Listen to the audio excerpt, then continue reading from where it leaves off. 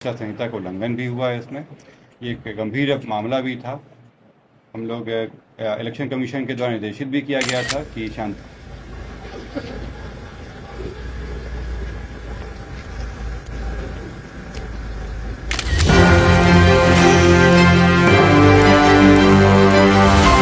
नमस्कार, आप देख रहे हैं इस वक्त एक न्यूज 24 और मैं हूं आपके साथ अन्य सहाय। देखिए, बिहार की राजनीति काफी ज्यादा गर्मा गई है। कारण सिर्फ एक, मोकामा हत्याकांड।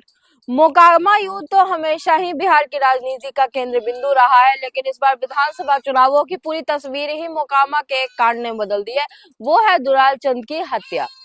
दुलाल चंद की हत्या के बाद जो इल्जाम थे वो अनंत सिंह और सूरजभान सिंह दोनों पर बराबरी से लग रहे थे, लेकिन अभी जो एक्शन सामने आ रहा है, बीती रात आधी रात को 2:30 बजे के करीब प्रेस कॉन्फ्रेंस की है कार्तिकेय के शर्मा, जो कि पटना के एसएसपी है। उन्होंने प्रेस कॉन्फ्रेंस की है और साफ तौर पर अनंत सिंह का नाम जो है वो मुलजिम के तौर पर सामने आया है। यही कारण है कि रातों रात मोकामा में अनंत सिंह की गिरफ्तारी हुई है। हम आपको वो नजारा दिखा रहे हैं जब मोकामा से अनंत सिंह को आधी रात को गिरफ्तार किया गया।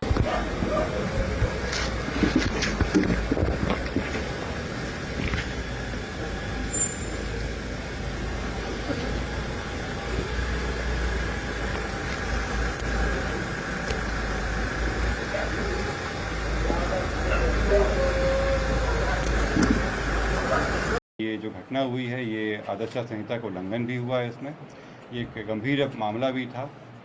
हम लोग इलेक्शन कमीशन के द्वारा निर्देशित भी किया गया था कि शांतिपूर्ण ढंग से इलेक्शन होना चाहिए।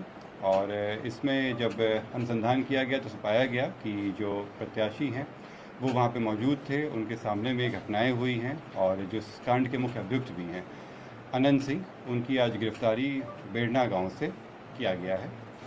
इसमें हम लोग को जो जानकारी प्राप्त हुई थी, इनके 2 सहयोगी भी इनके साथ में थे जो उस घटनास्थल पर भी थे और उनकी भी गिरफ्तारी की गई है।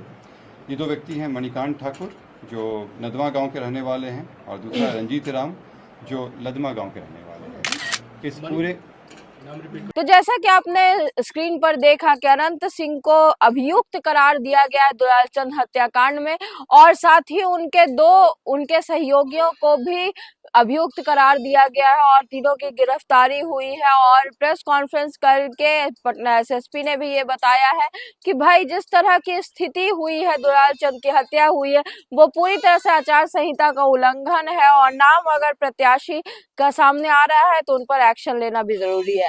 आपको बताते चले कि अनंत सिंह जो है इस बार मोकामा में जदयू की सीट से खड़े होने वाले थे, प्रत्याशी है जदयू की सीट पर, और उनकी लोकप्रियता भी काफी ज्यादा बढ़ रही थी। और यूं तो वो मोकामा के बाहुबली हैं, लेकिन उनकी लोकप्रियता इस बार जो है वो काफी दिख रही थी। लेकिन दुलाल चंद की हत्या ने सारी चीजों पर रोक लगा दी है और अब जदयू के सामने भी एक बड़ा सवाल खड़ा हो गया है। जहां एक और अनंत सिंह को अभियुक्त करार दे दिया गया दुलाल चंद हत्याकांड में, उनकी गिरफ्तारी हो गई है। ऐसे में जदयू के सामने एक बड़ा सवाल उठकर खड़ा होता है कि आगे की स्थिति क्या होगी।